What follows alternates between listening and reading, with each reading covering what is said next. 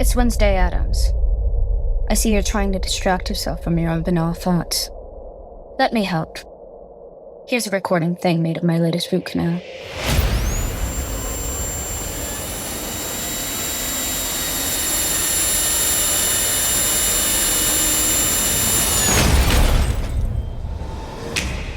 Wednesday, Season 2, begins August 6th, only on Netflix. Your burger is served, and this is our finest Pepsi Zero Sugar. Its sweet profile perfectly balances the savory notes of your burger. That is one perfect combination. Burgers deserve Pepsi. If you are a person who does not like to hear stories about crimes of a sexual nature, especially crimes against children, this would be a good episode for you to skip.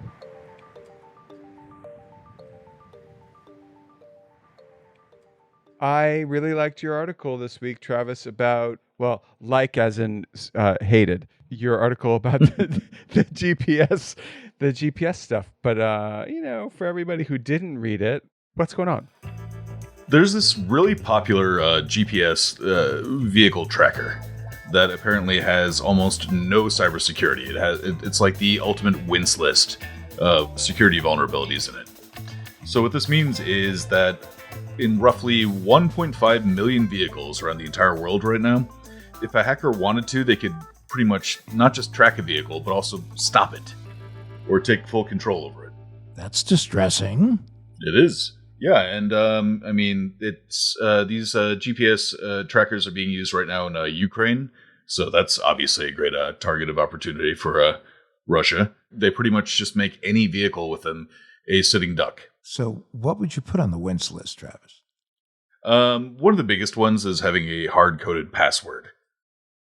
What? So all these devices have the same password by default, and they're all hard-coded, which means that they can't really be updated. Wait, you can't change the password? Yeah, but I'd say one of the biggest things about it, though, is that,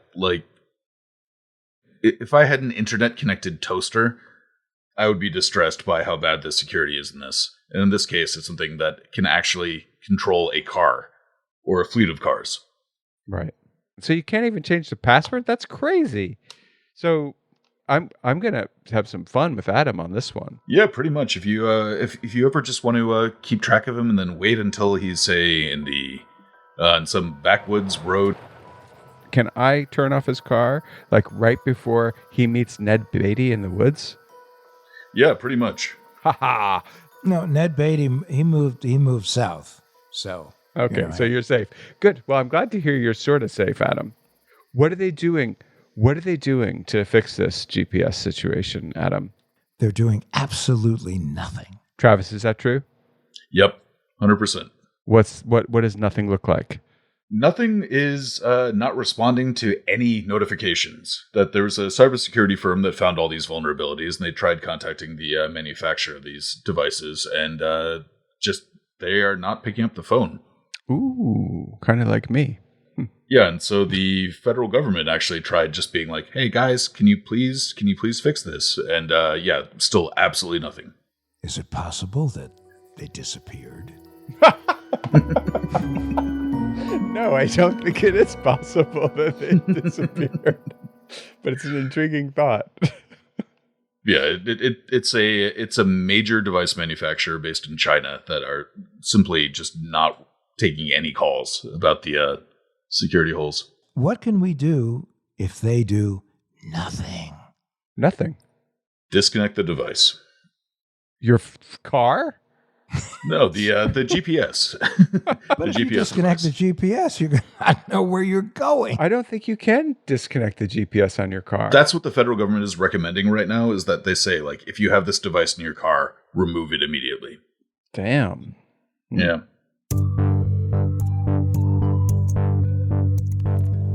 Welcome to What the Hack, a show about hackers, scammers, and the people they go after. I'm Adam, Cyber Moonraker.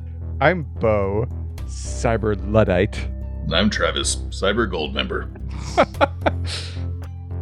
And today we welcome back filmmaker, dashing rascal, BBC journalist, newly engaged, and podcaster Andrew Gold.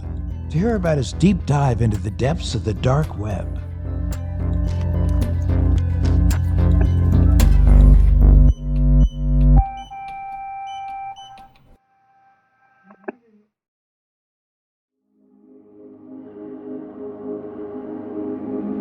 So, Andrew, we know in your work and your podcast, you speak to a lot of extreme and controversial people.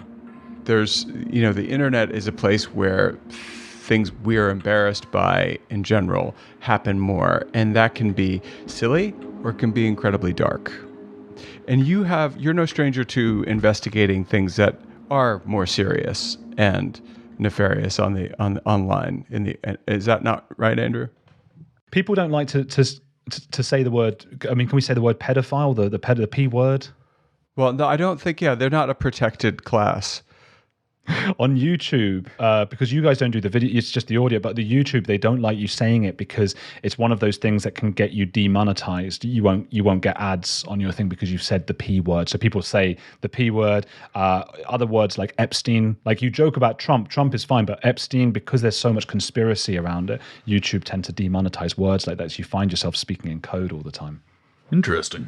Yeah, that is interesting because we don't monetize anything on YouTube. But I do have a Christmas ornament with a picture of Epstein on it that says this ornament didn't hang itself. Approved. Don't put that on YouTube. You'll be instantly banned on YouTube for that.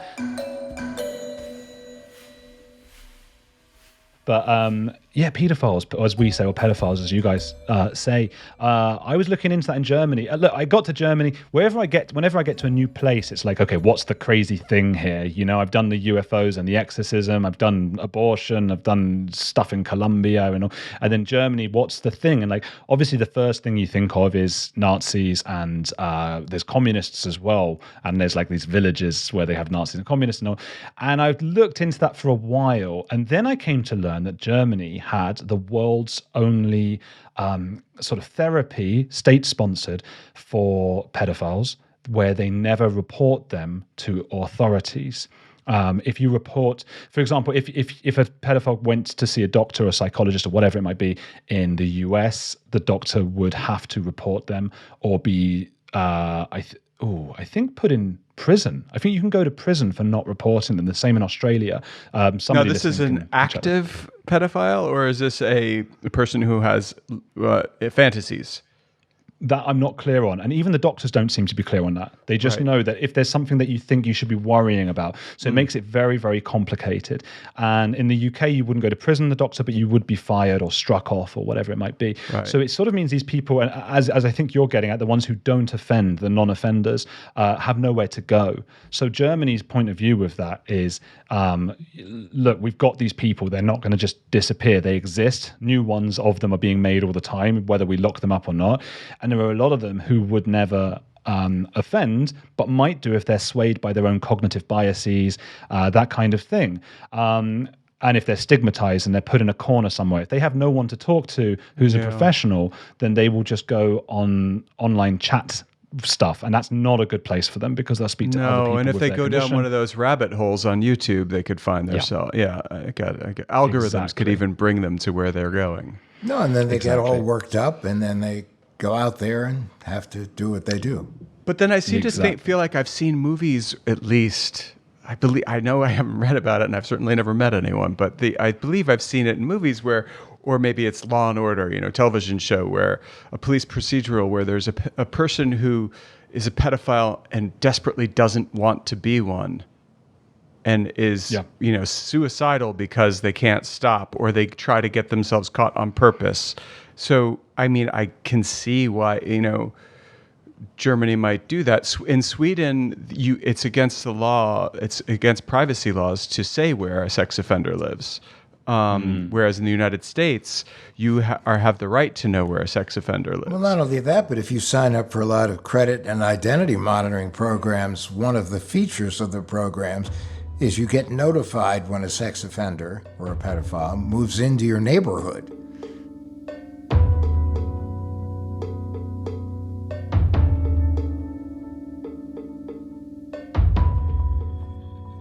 But I want to hear what happened in your travels in Germany. I've become desensitized in a sense because I was looking into them for 2 years. I've written a book which I've not yet tried to publish because I just know it's going to be, insane. But even like my girlfriend and my friends and stuff, we're all like desensitized because we've had these conversations so much. And I need to remember, for a lot of people, it's the first time hearing about it. For a lot of people, they've had experiences. I think 1 in 9 girls in the US have been abused as children by pedophiles. It ruins their lives, and the statistics are just like so crazy obvious that it's the worst thing that can happen to somebody. So that needs to be stated like from the off, and so nobody hears. Anyway, you know what I mean. Right. I do. I wish people understood that. I mean, we generally don't like the fact that there are pedophiles either. Like, we didn't ask for this. It's something that a lot of people will be more comfortable ignoring, but when it's you, it's not really an option to ignore it. This is David. He's known as a non-offending pedophile. Someone who has a romantic and sexual attraction to kids, but says he's never abused a child. He wants help, but getting it in the US is risky. When I was figuring this stuff out about myself, I decided that I couldn't tell anybody because I was pretty certain that at best they would like desert me and just like I'd lose a friend or whatever, and at worst like they'd tell absolutely everybody and I'd be like, it'd be dangerous for you. It would be dangerous. So I was just interested in looking into it and just like, what do we do? Because it's one thing to just like all be like, I don't want to talk about it, but it's still happening, So that's what this German clinic is trying to do. The bad side is when these people come into therapy, it means that these therapists are then saying like, God, that guy looks like he might do something, and I'm just letting him back onto the street. That is the downside of it. The good side is way more of them are coming in. And what they say is there are like 3 types of pedophiles. Like one type is going to be like psychopathic, and they are going to offend no matter what. And there's not much we can do about them in terms of like therapy. They're just going to do what they're going to do. Lengthy prison sentences have been handed down to a couple who sold their son to paedophiles on the dark web for sex. Then there are the ones you were mentioning before who would never do it, would never download child sexual abuse material. They would just never ever do it. They struggle with their desires, and unfortunately they have a miserable life. Again, they're not needed in this therapy because they're not going to do anything anyway. The ones who need to go to the therapy are the ones in the middle somewhere, the ones who know how bad this is, they struggle with it, and they might give in to their temptations and cognitive biases. And that's what this clinic does, is it disabuses them of those biases, because they start to tell each other, oh, but it's not that bad. It happened to me. It happened to other people, and actually they quite enjoy it, and that kind of thing. And they need to be told that's what's wrong. So I got in touch with this clinic. I was really interested to see what it was all about. And they then asked a few of their patients if they wanted to get in touch with me. They don't even know their patients' real names. They've all got email addresses that are like x17@178. They're just like this mad long keys. But Andrew, I have a question. So how does is this clinic doing the thing that I do with scammers? Like just emailing people they suspect are pedophiles and luring them with the possibility of fulfilling their pedophilia desires. Yes. So I don't know how to say that. I don't know what the right word for that is. But yeah, I think when we talk about this, like we have to accept and hope for sort of forgiveness from listeners. Like we're going to stumble over words just because it is such a taboo subject, and we're all trying to be really, really careful. And I hope that people understand that. And I think you explained it fine. They use, those old people still use them, I guess, but like LimeWire and Napster. Are they P2P? Thingies, peer-to-peer network is what it's called, so that there's no one centralized server that you're passing through. So it's really just a network that's created by whoever is connecting to it. Okay, so that's a super safe place for people to have conversations they'd like to keep fairly private. Right, because if you take down, say, one central server or one node or something like that, the network is still there. So. Interesting. So that's what it, and to me, my childhood, that was like the place to get some sort of remix of Britney Spears and Green Day and Oasis or something, you know, that was really cool. And it's so sad to see that nostalgic piece of software now has sort of fallen into just the hands of a lot of these people who are downloading that as, you know, child sexual abuse material. They don't call it child pornography at the clinic because pornography suggests there's consent, you know, of course there isn't. So child sexual abuse material is what they call it. So what they do, and they're called, well, in German it's kein Täter werden, which means don't offend, don't be an offender. And what they do is they put like fake child sexual abuse material with titles that will entice these people. So they'll download the video and then the video pops up. Ich will kein Täter werden. Präventive Therapie verhindert sexuellen Kindesmissbrauch.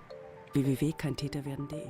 And it doesn't have any of that stuff in there. It just says you can come and get help. Help is here. We will support you. You know, you're not necessarily a monster or anything. We can help you. Come in. Here's our phone number, or come into the office and speak to us. And completely anonymous. So that's why. And they don't take their names. They don't take any information about them, in the hope that that will convince them to actually come in and be brave enough. And it's hard to do that because people still put graffiti outside the clinic, like hang the pedos, hang the pedophiles and stuff like that. So it's very hard for those people to walk through those doors and go and get help. But they do. And as I was saying, yeah, they got in touch with me. So a guy called Max got in touch. That's the name he gave me. It's not his real name. And it's just a series of numbers and things as his email address. They've all got all sorts of coded stuff that I don't really understand. And he said, I'm actually in Berlin. That's where I was living. He said, I'm in Berlin today. Do you want to meet me at this address? So I went down to the address. I looked it up, and the address was a public swimming pool. It was a Schwimmbad, as they call it, which is like a popular German place to go on. But it was just a very strange place to me to go and meet a guy with his condition or illness or whatever you might want to call it. I was just like shocked. So my heart was like thumping out of my face, you know. I was so stressed by this, but at the same time it was like, okay, I'm a journalist, I'm supposed to go and do this kind of thing. I want to write a book about it, I want to make audio documentaries about it and whatever. So I cycled down to this swimming pool place and I go inside, and like the closer I get, I'm just getting more and more nervous because I've never knowingly met one of these people who, you know. And I get into the swimming pool place and he's messaging me now at this point, and he's using an app called Threema. Do you guys know of Threema? I don't. No. I don't. Threema. It sounds like a German Telegram type thing, end to end. Secure messenger made in Switzerland. Okay, so it's an end to end encrypted. Yep. Mm-hmm. It's exactly what I thought. Open source end to end encrypted instant messaging application for iOS and Android. Privacy by design. Yada yada yada. It's exactly what a person who is breaking the law might be attracted to as a opportune way to communicate.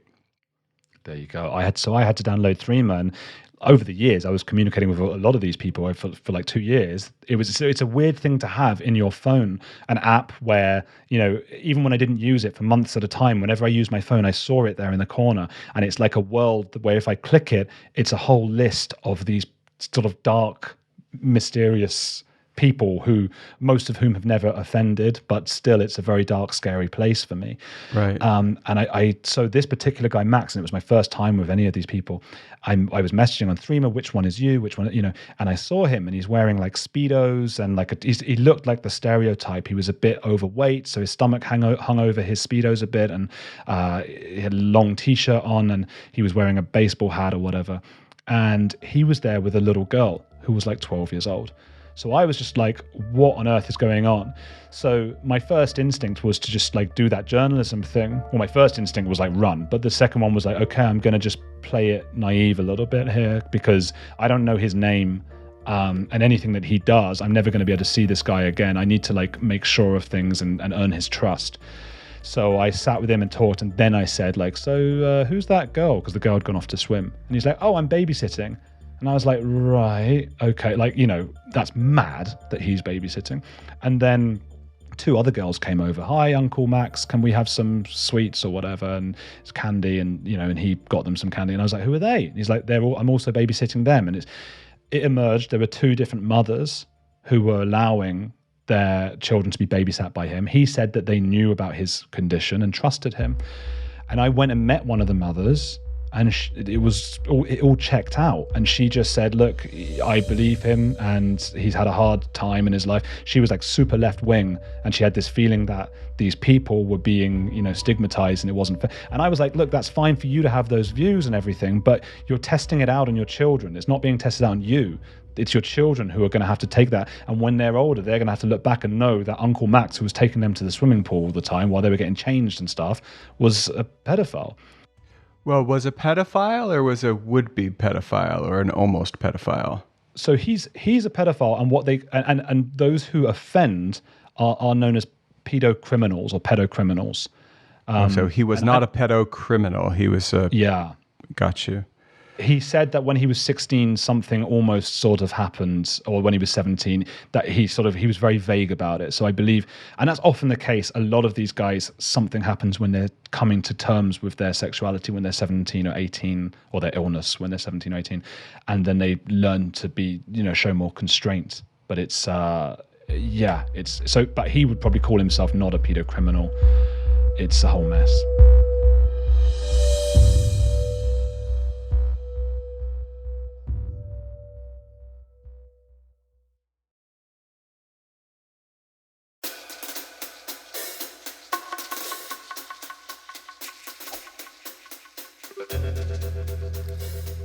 The liberal thing is interesting because that's the situation in Sweden, and I remember the first time I heard that there were privacy laws around sex offenders in Sweden. I was outraged, and I was with a friend who was much more liberal than I am, shockingly, and she was just like, absolutely not. They have every right to their privacy, and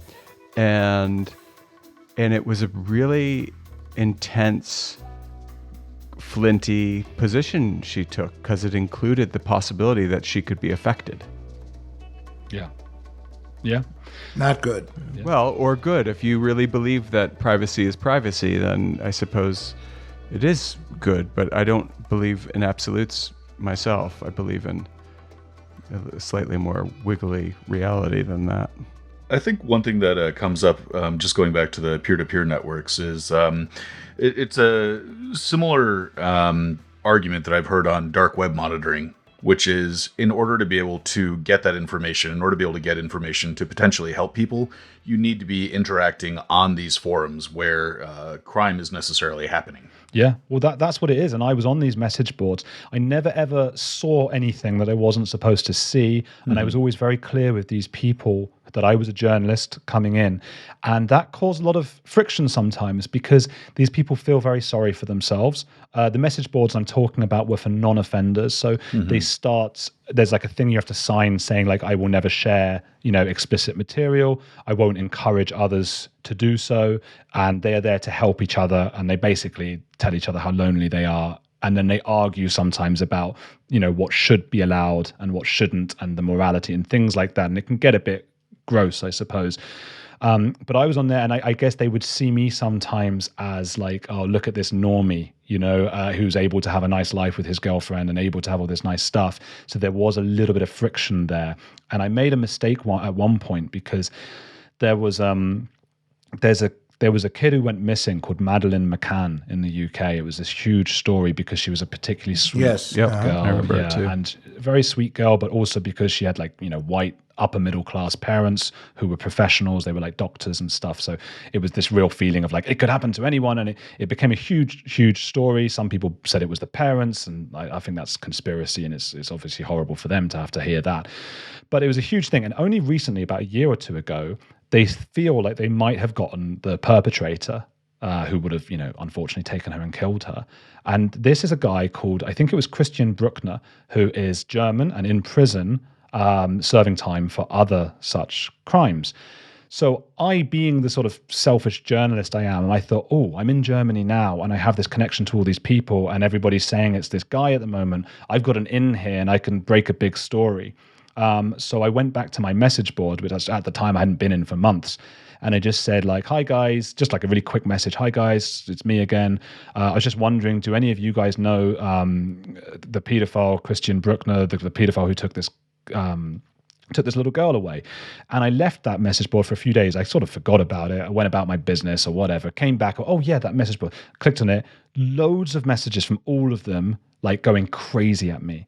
And I thought at first this would be because I had sort of suggested they might know him because he's an offender and they're not. But what it was because I had used the word pedophile to describe him. And he, this Christian guy, he was in prison not just for child sexual abuse, but also for adult women. The suggestion being he's actually a psychopath who would take anyone, or at least a pedocriminal.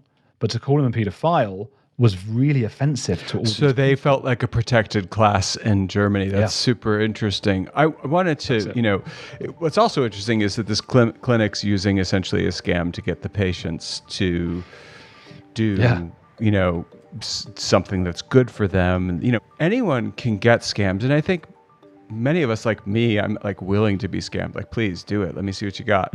But the problem here is the nexus of like that curiosity, whether you're a journalist or an agency trying to help people, and the digital world. Because, so let's point out, you're using Threema, which we now know is this end-to-end encrypted messaging app. What happens end-to-end just means that while you're communicating with me, Andrew, no one else can snoop on what we're saying to each other. But our communications stored on our respective devices or in our storage online, on the cloud, wherever, those can be hacked and those can be discovered. And all of these people on Threema who think that they're having a protected conversation about their very sensitive situation are exposable easily. We know that. Interesting. And they don't realize that. I don't know. Hopefully they'll listen to this podcast. I don't even know. I feel very ambivalent about the whole situation. So part of me is, I could see a white hat hacker going in there, Captain Justice style, and exposing them. So it's an interesting, as ever with online, it's complicated. If they're sharing abuse material, then it's only right that a hacker goes in and exposes that.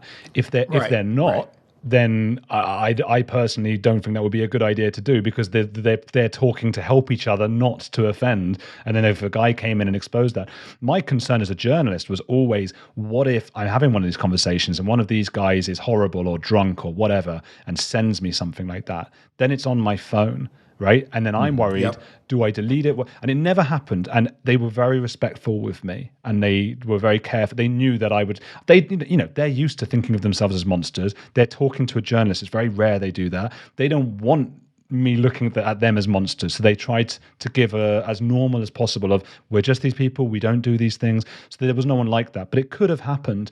My girlfriend said to me, you should talk to the police before you even investigate this so they know you're investigating it.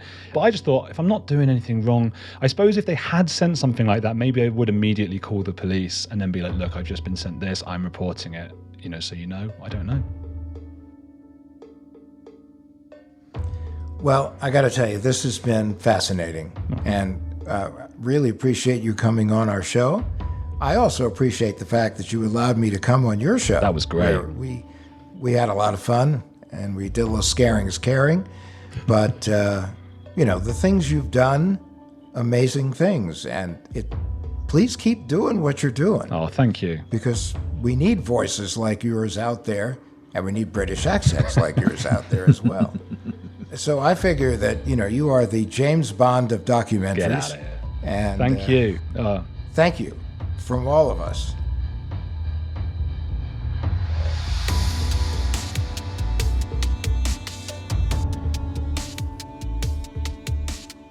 So, guys, I can't imagine, it's a cliche that if you go to prison for a crime against a child, you're pretty much a dead man walking, right? Mm-hmm. This is like heavy duty stuff. Yep. And we all probably agree that they deserve a fate worse than whatever it is they get, even if it's super bad, because it's a heinous crime to do a crime, especially a sexual crime against a child. Now, if you have a law enforcement agency or other people involved in rescuing kids out there using scammer tactics, is it fair game? I think absolutely. Me too. I mean, really, otherwise, what you're doing is you're denying people that are not criminals or that are not hostile governments the same tools. All right, Beau, what about the entrapment issue here? Listen, if you're going to fall for that particular bait, then you're a criminal. Yep. Agreed. I would go with you on that, yeah. Yeah, 100%. So what do we think in general? It sounds like the consensus is it's okay for law enforcement to use scammer tactics to catch the right kind of bad guy. It is, but I think it really does require a fair amount of oversight. Adam, you have a degree in law. I mean, I imagine this brings up all sorts of Fourth Amendment right issues in terms of search and seizure and all that. Well, one of the big issues in all of this is that where do you draw the line? In other words, yes, for one particular class of criminal, you should definitely, the end justifies the means. But when you get law enforcement agencies, sometimes they go, well, if it worked for this, let's try it for this, and then this, and then this. Which is why it probably isn't allowed. Correct. And that's why, as long as there's the proper oversight, it's not unjustified. Which means that it has to be somebody who's a rogue cop, basically, doing it. No oversight. Or some sort of, as of yet, non-existent oversight over, because it's one law. You either have one law that applies to everybody, same regardless of what kind of criminal they are, or you have, a Dirty Harry type, or Jackie Chan, depending on who you like better, going rogue and catching the bad guy. Make my day. Well, there's a pretty big difference, too, between law enforcement using surveillance powers versus using bait. Yeah, bait. That with the surveillance powers, we've seen a significant creep there, where it started with, saying that we need to wiretap the phones of terrorists, we need to wiretap these phones. Then it ended up becoming a lot more of a widespread surveillance there. That's one thing, and that definitely does have the slippery slope. When it comes to providing bait for people who are criminals, especially criminals of an especially heinous nature, that's a little more cut and dried, at least as far as I'm concerned. But you get into the Minority Report. You remember that movie where their precogs could see a crime before it would happen? Right. Into that murky territory where there's an agency trying to catch a potential bad guy, trying to catch somebody who's interested in this material but has not yet crossed over to the dark side. That's a real open question for me. I think that there's questionable legitimacy there, that you're saying, okay, I see you to be a potential or future criminal, and I want to reach out to you before you commit the crime. I don't know if I buy that. Well, in the example we're talking about here, though, it's someone who is trying to download explicitly stated material that is illegal, and having that being the bait there. So that at least shows motive. Oh, no. When you cross the Rubicon, you will have to face the furious and justifiably so. Yep. Sorry, guys. If you think that we're liberals who are cool with that, we're not. I don't think anyone's liberal enough for that topic. I mean, it's beyond the pale for everybody. Well, it isn't for Germany. I mean, they're the ones who, in the example Andrew was telling us about, we're doing that for getting them therapy ahead of time. No, and I told the story, in Sweden, they can't understand how in America we publish the location of sex offenders, because from the point of view of a lot of liberals in Sweden, that's private information. For me, I'm like, sorry, you just lost your right to private information when you moved into my backyard. Agreed. This episode is a lot different than much of what we do on this show, but it's important because we all need to think about things that are going on online that we don't really know about. Or want to know about. Well, there's a difference between wanting to know about something and kind of needing to know about something. 100%.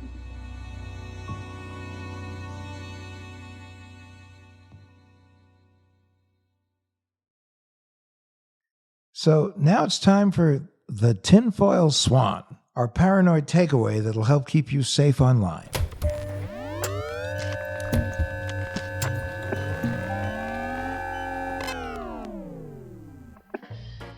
So the tinfoil swan is like the take-home goodie, doggy bag, but tinfoil because we wear tinfoil hats. I've still never actually seen a tinfoil swan. Really?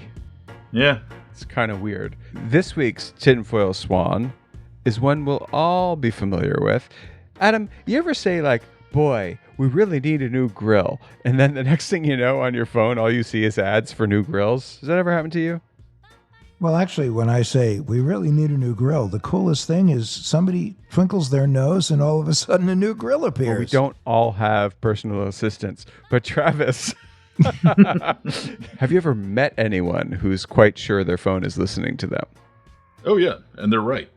So today's tinfoil swan is going to show you how to avoid having an app eavesdrop on you. Adam, open your phone. I'm opening my phone. Hold on. My phone is open. Okay, now I want you to go to settings. That looks like a little gearbox on your phone. I'm at settings. Nicely done. Now look for this hand that's privacy, and I want you to go to privacy. I will. Oh, there it is. Privacy. All right. Now you're in privacy. You see all these cool things. One of them is microphone. Now, if you go to microphone, you're going to see all the apps on your phone that have access to your microphone. In my case, it was Google Maps, Instagram, TikTok, Twitter, Waze, and WhatsApp. And I thought to myself, Google Maps does not need access to my mic. So I turned them all off. And as soon as we get off of this Zoom call, I am going to start talking about birthday cakes. And I'm going to see if I get ads for them, because ordinarily I would. But that is the tip, is go into your general settings, go to privacy, go to microphone, and make sure none of the apps that you use are listening to you. And now, if you use Instagram or TikTok and you have the mic setting turned off, you won't be able to make recordings with audio. So just bear that in mind if you decide to go that route. But that is a good tip for at least taking care of the parts of the phone where you do have some oversight. These are instructions for an iPhone or other iOS device, but the steps are similar in other devices too, especially with Android.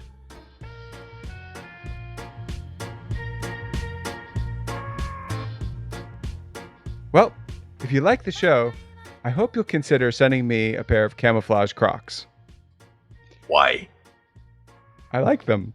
Or you could rate and review, because Adam likes that, but I think the Crocs are a good idea. But why would they be camouflaged? Because camo is cool, that's why. Don't ask me questions. Really? Don't ask me questions, mere mortal. I want them, and I shall get them from a loyal listener.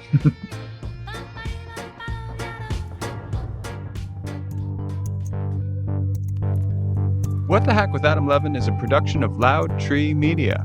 It's produced by Andrew Stephen, the man with two first names. You can find us online at loudtreemedia.com and on Instagram, Twitter, and Facebook at Adam K. Levin. Loud Tree. Behind every empire are the people history tried to forget. Lost Roman Heroes tells the stories of the remarkable characters who shaped Rome from its mythical beginnings to its final fall. Each episode blends armchair storytelling, sharp historical insight, and a bit of humor to bring these lost figures to life. From generals to scientists, from rebels to empresses, from priests to politicians, these lost Roman heroes have one thing in common. They stood up for civilization when the bad guys threatened, and in doing so, they changed the course of human history. If you're into history that's vivid, surprising, and deeply human, this show's for you. Behind every great meal is a person with a story to tell. Hear them on Culinary Characters Unlocked, the podcast that reveals the lives behind the food. Hosted by me, David Page, Emmy Award-winning journalist and creator of Diners, Drive-Ins, and Dives, as I talk with everyone from culinary legends to mom-and-pop standouts about the creativity, grit, and passion that shape the food we love. Follow Culinary Characters Unlocked on Apple Podcasts, Spotify, or wherever you get your podcasts.